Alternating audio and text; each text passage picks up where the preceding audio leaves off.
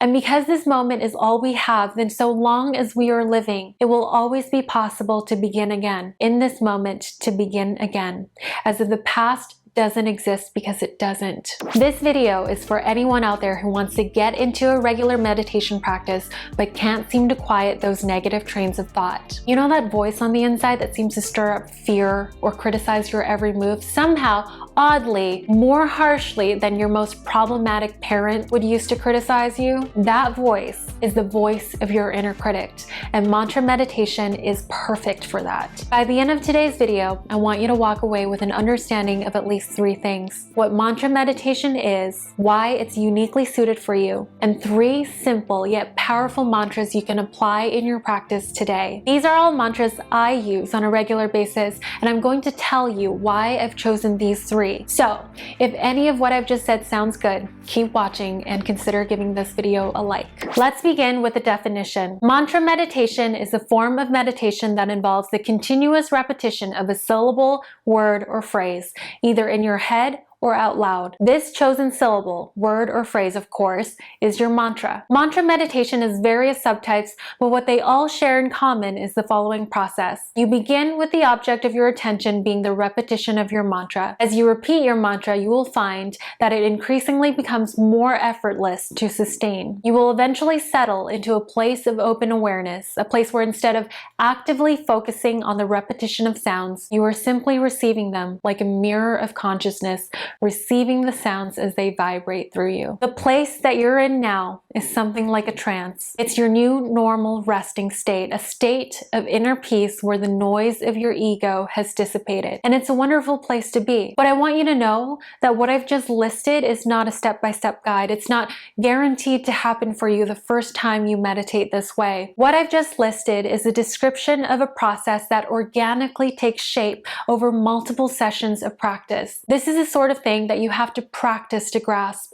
And if you don't get it on your first try, that's okay. Catching yourself being distracted is part of the practice. And soon you'll become so good at cultivating your focus that the resting inner peace you feel starts to become more accessible. This is why we practice the practice. Now, before I share some mantras with you, I want to cover 3 features of mantra meditation that make it uniquely suitable for beginners and/or people with a loud inner critic. Number 1, the repetition of a mantra serves as a steady object of attention. If you're new to meditation, it can be helpful to have one thing to focus on as you're meditating. This is your object of attention. Some common objects of attention include your breathing, something in your line of vision, or the sounds that you hear in your environment. The benefit of focusing on the repetition of your mantra is that it engages multiple senses at the same time. Not only is a mantra something you can hear, but it's also something you can feel as it vibrates through you. And with enough focus, you can almost even start to visualize the mantra taking shape in your visual field, sort of like synesthesia. All of these qualities make the repetition of a mantra an effective object of attention, especially if you find it difficult to concentrate. Number 2, the repetition of a mantra can replace your regular trains of thought. All thoughts are vibrations. All vibrations are energy, so therefore, thoughts are energy. There is no such thing as not being an energy. When you repeat a mantra, you replace what would have been the energy of your thoughts with the energy of your mantras. You replace a perhaps negative vibration with a sacred one. And I know that this is where many physicists might get their panties in a bunch, but just bear with me and try to process the semantics of it all. Many of us are afraid to sit with ourselves because our default mode of thinking carries a heavy emotional weight. But what if, for just moments at a time, we could replace the emotionally charged sounds of our mind with neutral or positively charged sounds of a mantra? Number 3, mantra meditation can promote body awareness. The premise of this point is similar to the premise of the first point in that a mantra is a sound you can feel and one that encourages you to be conscious of your body in relation to the sound. Inner body awareness involves feeling your body from within. It's a practice that Eckhart Tolle, one of the most acclaimed spiritual teachers of our time, writes about at length. We can discuss in another video the things Tolle has said about inner body awareness, but I will just say here that I've noticed a theme among a number of spiritual teachers. They teach about the importance of tapping into your body. One of the rationales I've gathered from this is that body awareness works well to counteract our egoic thought patterns and stress responses. It deactivates our sympathetic nervous system, fight or flight, in favor of our parasympathetic nervous system, rest and digest. In other words, if you are too much in your mind, you can get anchored by shifting your attention onto your body. Now is the part where I probably should have disclosed at the beginning of this video that I am not formally trained in meditation, and those of you who formally are probably might have picked up on that, and that's okay. I make these videos to share concepts and practices that have worked well for me, and I share from experience, and I'm hoping that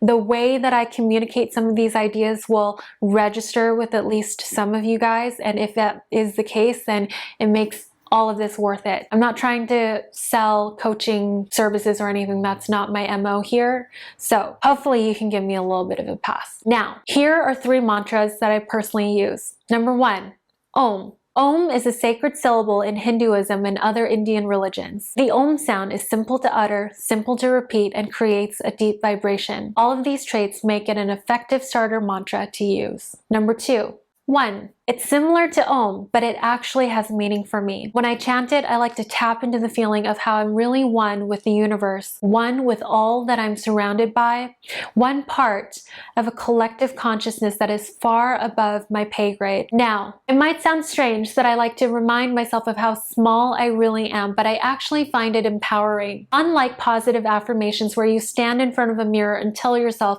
how wonderful you are, there's a certain sense of freedom that comes from the recognition that now is all you really have. And because this moment is all we have, then so long as we are living, it will always be possible to begin again. In this moment, to begin again. As if the past doesn't exist because it doesn't. The last mantra I want to share with you is, I am a conduit of love. I picked this mantra because it's the opposite of ego. Ego is greed. Ego is fear. Ego is the opposite of love. The essence of this mantra is similar to that last one, in that it reminds me of the idea of impermanence. Nothing is forever. There is no ultimate control. There's really nothing to be lost because nothing was truly ever ours to begin with. And so long as this moment is all we have, I choose to be a conduit of love. A second reason why I like this mantra is that it pairs well with the use of prayer beads. If you don't already use prayer beads in meditation, I would highly recommend it because it really helps you, at least for me anyways, it helps me get into the zone quickly, I would think, because it helps me narrow my focus and it engages another sense for me. That brings us to the end of our video. I've got 2.5 questions for you. Number 1, will you give mantra meditation a try? Number 2, if you already practice mantra meditation, how do you do it? What are your favorite mantras to use? I hope you found this video to be helpful. If you did, please consider giving this video a like and subscribing if you haven't already, and I will see you guys next time.